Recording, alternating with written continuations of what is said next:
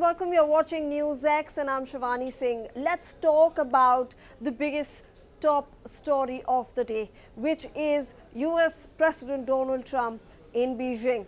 And while the world is busy arguing over TikTok trends, history is currently being written in the Great Hall of the People in Beijing. And a red carpet wasn't just long over there, it was strategically measured. US President Donald Trump and Xi just concluded a summit that the American president in his classic style actually called the biggest ever. But beyond the superlatives and the synchronized handshakes, what actually has happened? Now, this wasn't just a meeting, it was a performance of, these two titans.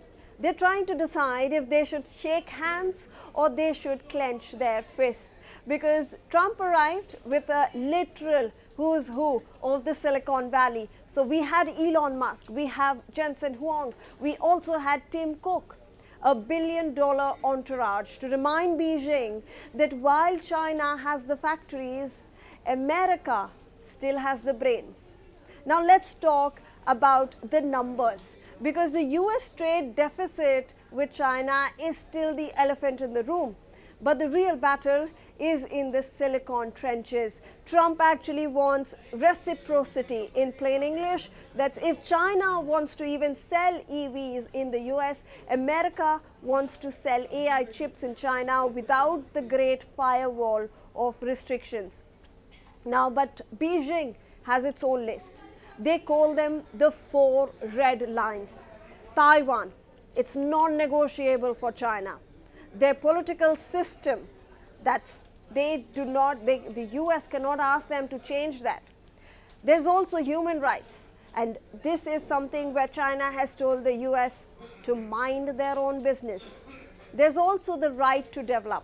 So this is essentially stop blocking our trade stance from China. Now, Xi Jinping actually looked Trump in the eye and asked him a question that has been haunting political scientists for a decade. He asked if they could overcome the Thucydides Trap. Now, if I can, decode this Thucydides Trap for you, this is something that everyone seems to be Googling right now. But this is not a modern invention. It's a 2,400-year-old system. And it comes from Thucydides, the ancient Greek historian who actually chronicled the war between Athens and Sparta. Now, he observed that when there is a rising power, and he was calling that Athens first, is threatened, then there is a displacement of a ruling power, which was Sparta that time. And in this case, type of a scenario, war then actually becomes almost inevitable. And not because they want to fight, but because of the structural stress of the shift.